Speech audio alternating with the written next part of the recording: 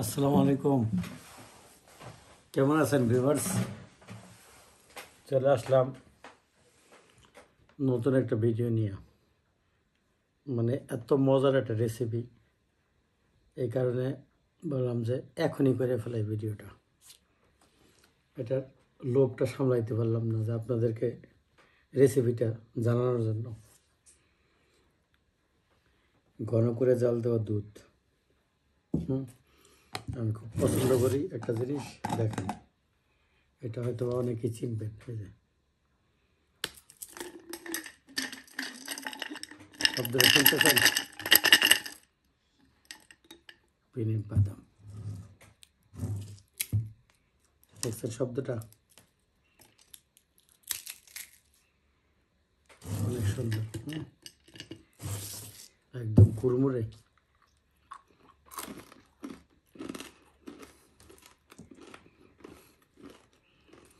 গুড় দিয়ে বানানো। আলহামদুলিল্লাহ অনেক অনেক মজা হয়েছে। এটার মধ্যে এলাচের গুঁড়ো আছে, হালকা গুড়, দারচিনি আছে, আর চীনাবাদাম দেশালটা নিয়ে আসছিলাম। 3 কেজি 140 টাকা কেজি। এখন সিজনে, এখন দাম অনেক কম। এটা তো সরপানানো গরুর দুধ।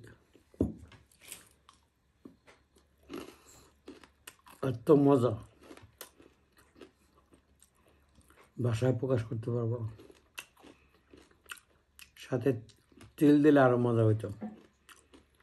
তিলেরও বানাবো, আমরা তিল কিনে রাখছি নেক্সট রেসিপিটা। অনেকে তো রেসিপি বানান, অনেকে দেন। এই বাচ্চা বলাবান আজে বাজে জিনিস না খাওয়াইয়া ঘরোয়া যে এই ধরনের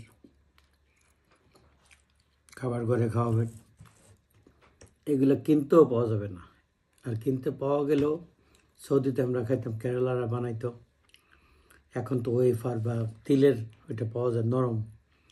বাংলাদেশে পাওয়া যায়, কিন্তু এইরকম কোয়ালিটি না। Homemade is homemade. হোমমেড কখনো বাজারের মতো হবে না।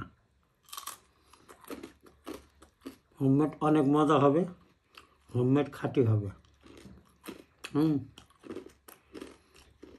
ভাবতেছে এই ব্যবসায় নেমে যাবো। যে একবার খাবে, সত্যি বলতেছি, প্রেমে পড়ে যাবে। টিকটিকি বলতেছে, টিকটিক, সত্য কথা। অনেক অনেক মজা।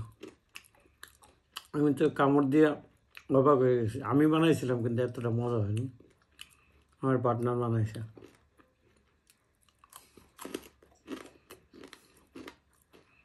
ভাবতেছি এদের আমি ব্যবসায় নেমে যাবো। আপনারা মতামত দেবেন, যদি আপনারা সাপোর্ট দেন, আপনারা চান, অর্ডার দেন। সর্বনিম্ন অর্ডার 1 কিলো। একবার যদি বাচ্চাদের খাওয়ান, বাচ্চারা যে পর্যন্ত বয়ম শেষ না হয় এ পর্যন্ত ছাড়বে না। একটু মজা। আমরা সৌদি পাকিস্তানিরা বাদাম দুধ খাইত। দেখেন, এটা দুধের মধ্যে কিচ্ছু দেওয়া লাগে না। গরম দুধ আস্তে আস্তে খাইবেন, চায়ের মতন, একটা চিবাবেন। মানে কমিউনিকেশনটা এত সুপার, এত ইয়ামি, এত ক্রাঞ্চি।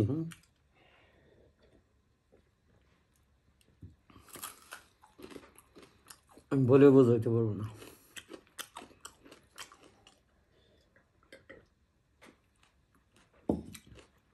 এত মজা।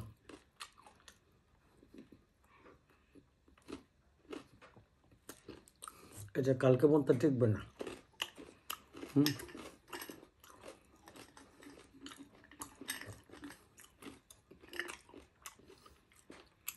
যত খাই আরো খাইতে মন চায়।